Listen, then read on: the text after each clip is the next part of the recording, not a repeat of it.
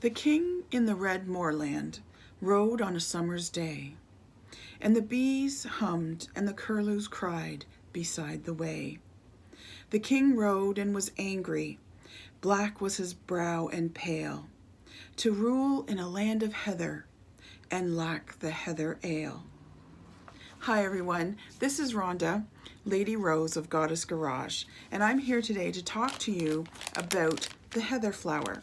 So there's a very famous legend of the Scottish Pick King when the Vikings had invaded the Highlands of Scotland. And the heather ale, as mentioned in the poem that I started this video out with, was very famous, and people always wanted the recipe for the heather ale. The Celtics enjoyed the heather ale very much because the heather is known as the flower of passion, and there's what a bottle of it, if you purchase it from me, looks like.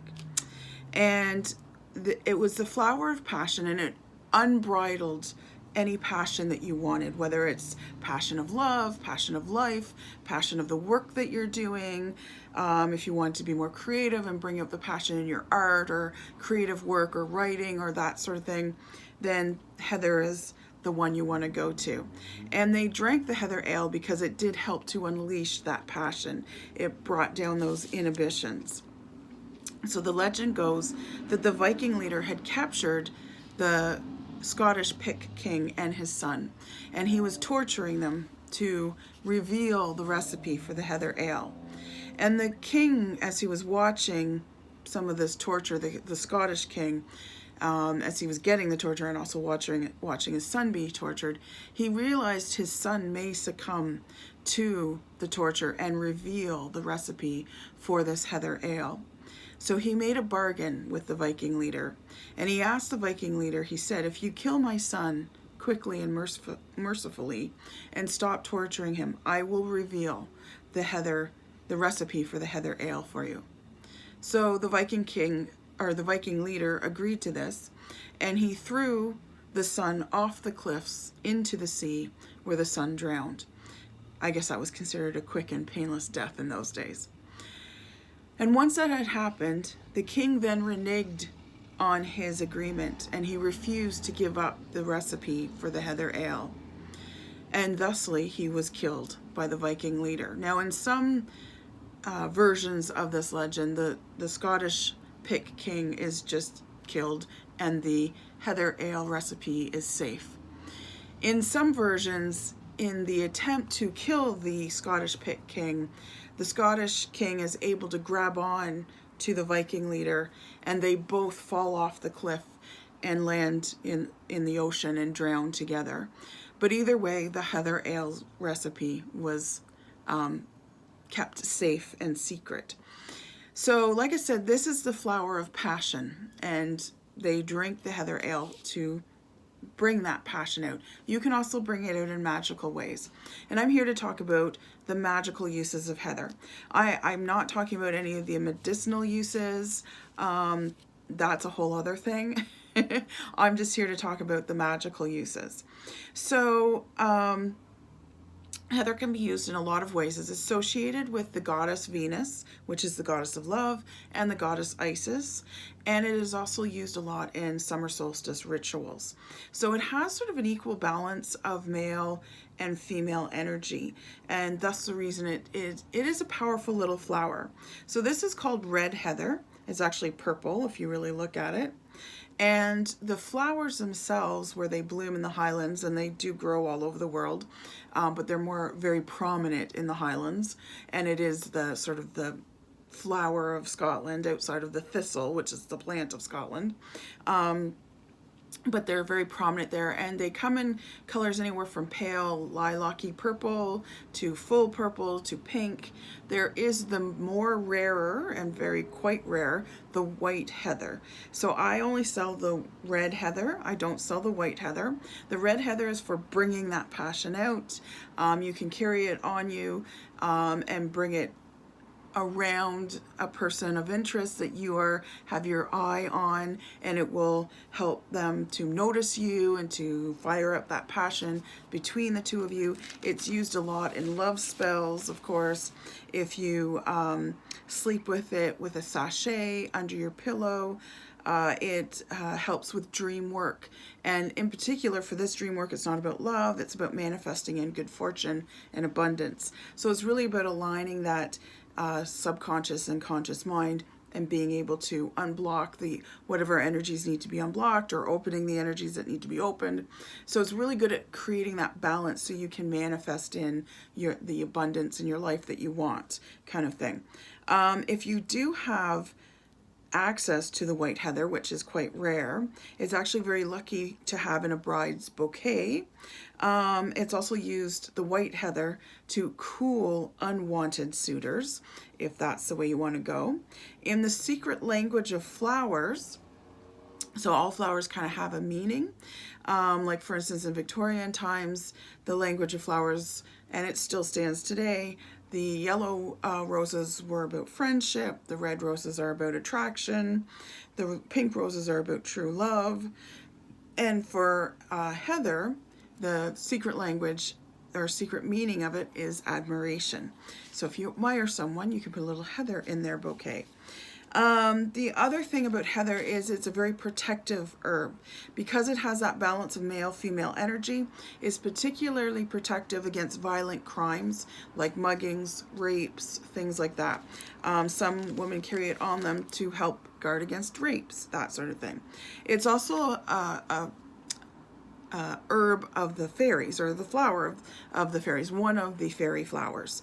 And the pixies of Scotland often live in the heather flowers, but other fairies like it too, but the pixies are particularly attracted to it.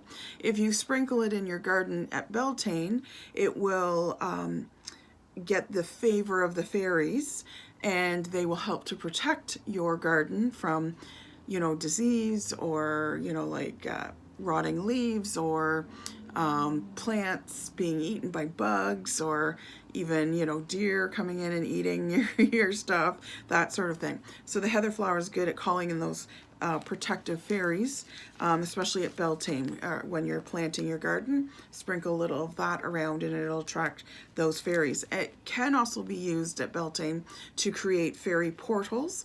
It can also be used in October for that as well. It's more common at Beltane and sort of through the month of May for any fairy craft magic. Fairy craft is a little bit like witchcraft, but sort of it's different. I've done both. So the heather flower is very prominent in fairy craft and a favorite of the fairies, kind of thing. If you mix it with mistletoe, I'll do another video about mistletoe itself, but with mistletoe is a spell booster in of itself. So if you want to ever ump up the power of a spell, add a little mistletoe, because it just increases the power of that spell by quite a bit. So when you mix heather with mistletoe, then it creates a powerful combination for self-healing, inner self-healing, that sort of thing. If you want to practice a little weather magic, if you mix heather, I lost the name of it, heather with a little bit of fern leaves and burn them, it can bring rain should you need rain. There is another way. You can also take a bouquet of heather mixed with a bouquet of, like, a mixture of fern leaves and heather flowers, and dip it into a water source. It could be a river or a lake, that sort of water source, that sort of thing. That can also bring rain, but it is much easier just to burn a little bit of heather and a little bit of fern to bring on some rain if you need rain at that point. The other big one that it's used for is for conjuring ghosts. Now, the idea is that you're supposed to pick it at midnight. However, very few of us actually have a heather flower bush in our garden, so we're usually getting it much in this kind of form anyways. So you can also just sit with the heather in your hands, and the idea is that you think about a past loved one. It doesn't just bring in ghosts randomly. You're supposed to be thinking about a particular person, soul, whatever, you know, a loved one that has departed. And you, if you've made contact and it's a good result, you'll kind of see a shadow of that ghost or person or soul. Now, that being said, you can also do it closer to Samhain. So Samhain is also Halloween, and that's when the veil is thinning. So a lot of people seem to think all these holidays are one-day holidays, and they're not. The goddess, Mother Nature, she's very generous with us. Like even with the moon phases, the full moon is not just one day, it's actually 3 days. Same thing with the new moon. She knows we get busy. She knows we have a life. So she gives us some buffer time to kind of get our ducks in a row and get our rituals done, so that it's not like, oh, I missed the full moon. Same thing with Samhain. Samhain's actually about a 4 or 5 day holiday festival kind of thing, because even in the Catholic Church, they actually have Halloween, and then they have All Saints Day, and they have All Souls Day, and that sort of thing, right? Halloween is actually the eve of, I believe, All Souls Day. So I think it's All Souls Day and then All Saints Day kind of thing. So that actually is a throwback to the pagan times of when they celebrated Samhain, and it was not just a day, it was a few days right in a row. So when you do this conjuring of a ghost, if you want to call a ghost in, like a past loved one or a soul, and you're sitting with your heather at that time, you might actually get a deeper connection. You might actually be able to have a bit of a conversation. Traditionally speaking, you don't at any other time of the year. And the one other time, because a lot of people associate Samhain with the dead, which it totally is, but it's also a good time to open those portals for fairies, because the Fae world and the departed world are very closely attached, and the veil is thinning for both worlds. So the other time of the year, which is the opposite on the wheel of the year, is May. So Beltane and most of May, you can open fairy portals, but a lot of people also forget that's when the veil is thinning, and you can contact your past loved ones, departed souls and such at that time of year in the same way, much in the same way as you can at Samhain or Halloween. So you can use heather at that time as well to perhaps get a deeper connection, or a more just beyond the passing of a shadow, right? Now the passing of the shadow is often like you'll kind of see something and you'll know they're nearby. You'll feel that energy. Hopefully it's someone you love that you're calling in, and you'll feel that love suddenly. So that's kind of what that feeling is like.